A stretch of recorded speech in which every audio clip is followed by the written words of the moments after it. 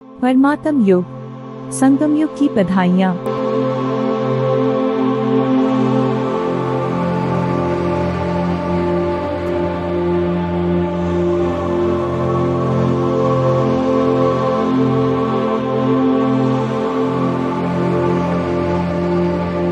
हमको ऐसा बनाने वाले परमपिता परमात्मा शिव पिता का दिल की गहराइयों से शुक्रिया। वाह हमारे बाबा वाह।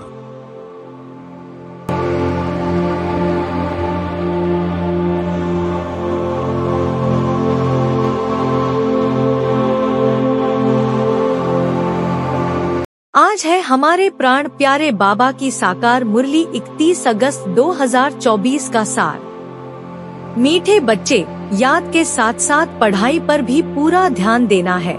याद से पावन बनेंगे और पढ़ाई से विश्व का मालिक बनेंगे। प्रश्न: स्कॉलरशिप लेने के लिए कौन सा पुरुषार्थ जरूरी है? उत्तर: स्कॉलरशिप लेनी है तो सब चीजों से ममत्व निकाल दो। शिव बाबा ही याद हो, पूरा स्वाहा, तब ऊंच पद की प्राप्ति होगी। बुद्धि में यह नशा रहना चाहिए कि हम कितना बड़ा इम्तिहान पास करते हैं, हमारी कितनी बड़ी पढ़ाई है और पढ़ाने वाला स्वयं दुख हरता सुख करता बाप है। वह मोस्ट बीलवेड बाबा हमें पढ़ा रहे हैं। ओम शांति। रूहानी बाप रूहानी बच्चों को समझाते हैं, पढ़ाते हैं, तो बच्चों को कितना फख्र होना चाहिए। पढ़ती तो आत्मा है ना, आत्मा संस्कार ले जाती है, शरीर तो राख हो जाता है। तो बाप बैठ बच्चों को पढ़ाते हैं। आत्माएं समझती हैं, हम पढ़ते हैं, योग सीखते हैं। बाप ने कहा है याद में रहो तो तुम्हारे पाप कट जाएंगे। पतित पावन तो एक ही बाप है। ब्रह्मा, विष्णु, शंकर को पतित पावन थोड़े ही कहेंगे, लक्ष्मी नारायण को कहेंगे? नहीं, पतित पावन तो है ही एक। सारी दुनिया को पावन बनाने वाला है ही एक। वह तुम्हारा बाप है। बच्चे जानते हैं मोस्ट बीलवेड बेहद का बाप है, जिसको भक्ति मार्ग में याद करते आए हैं कि बाबा आओ, आकर हमारे दुख हरो, सुख दो। सृष्टि तो वही है, इस चक्र में तो सबको आना ही है। 84 का चक्र भी बाप ने समझाया है। आत्मा ही संस्कार ले जाती है। आत्मा जानती है इस मृत्युलोक से अमरलोक में अथवा नर्क से स्वर्ग में जाने के लिए हम पढ़ते हैं। बाप आते हैं तुम बच्चों को फिर से विश्व का मालिक बनाने। तुम कितना बड़ा इम्तिहान पास कर रहे हो। बड़े ते बड़ा बाप पढ़ा रहे हैं। जिस समय बाबा बैठ पढ़ाते हैं तो नशा चढ़ता है। बाबा बहुत जोर शोर से नशा चढ़ाते हैं। बाप आते ही हैं अमरलोक के लिए लायक बनाने। यहाँ तो कोई लायक है नहीं। तुम भी जानते हो हम लायक देवताओं के आगे माथा टेकते आए हैं। अब फिर बाबा हमें सारे विश्व का मालिक बनाते हैं, तो वह नशा चढ़ा रहना चाहिए। ऐसे नहीं यहाँ नशा चढ़े फिर बाहर जाने से नशा ही कम हो जाए। आप पतित दुनिया में, पतित शरीर में आकर हमको पढ़ाते हैं, विश्व का मालिक बनाते हैं। तुम बच्चे विश्व के बादशाही की बहुत बड़ी लॉटरी लेते हो, तो ऐसी ऊंच याद की यात्रा पर अच्छी रीति ध्यान देना चाहिए। तुम समझते हो बाबा बड़े जोर से नशा चढ़ाते हैं। बनाने वाला बाप ही चाहिए और कोई की ताकत नहीं। याद से ही पावन हो जाएंगे। तुमको बादशाही थी, फिर माया ने छीन ली। अब फिर माया रावण पर जीत पानी है। विश्व का मालिक तुमको ही बनना है। अभी तुमको रावण पर जीत पहनाते हैं, क्योंकि तुम रावण राज्य में विकारी बन गए हो, इसलिए मनुष्य की बंदर से भेंट की जाती है। बंदर जास्ती विकारी होते हैं। देवताएं तो संपूर्ण निर्विकारी हैं। यह देवताएं ही 84 जन्मों के बाद पतित बने हैं। बाप कहते हैं कि सबसे ममत्व निकालना है। बाप कहते हैं कि पिछाड़ी में और कोई चीज याद न आए, सिर्फ मामेकम याद करो तो जन्म जन्मांतर के पाप नाश हो जाएं। बाप कहते हैं हम गरीब निवास, गरीबों को साहूकार बना देंगे। यह दुनिया बदलनी होती है ना। बाबा पुरुषार्थ तो कराएंगे ना। तुम यहाँ आए हो नर से नारायण बनने, तो इसमें योग भी पूरा चाहिए। कुछ भी याद न आए सिवाय एक शिव बाबा के, तब तुम ऊंच से ऊंच स्कॉलरशिप ले सकते हो, ऊंच प्राइज पा सकते हो। बड़ी मेहनत करनी है, एक शिव बाबा की ही याद रहे और कुछ भी पिछाड़ी में याद न आए। बाप ने समझाया है, तुम ही पूज्य थे, फिर माया ने पुजारी पतित बना दिया है। बाप रचयिता है, पहले सूक्ष्म वतन का फिर स्थूल वतन का। ब्रह्मा देवता थोड़े ही है, विष्णु देवता है। तुमको साक्षात्कार होता है समझाने के लिए। फरिश्ता बनकर फिर आकर देवता पद पाएंगे। यह बाप मीठे मीठे बच्चों को समझाते हैं।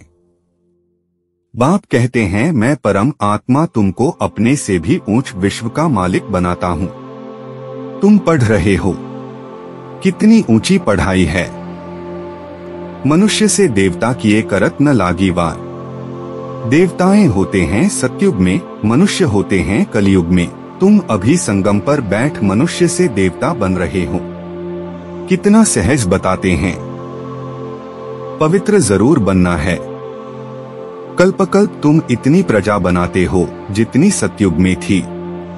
सतयुग था, अब नहीं है, फिर होगा। यह लक्ष्मी नारायण विश्व के मालिक होंगे। बाप कहते हैं, यह ज्ञान तुमको अभी देता हूँ, फिर प्राय लोप हो जाता, फिर द्वापर से भक्ति शुरू होती है, रावण राज्य आ जाता है।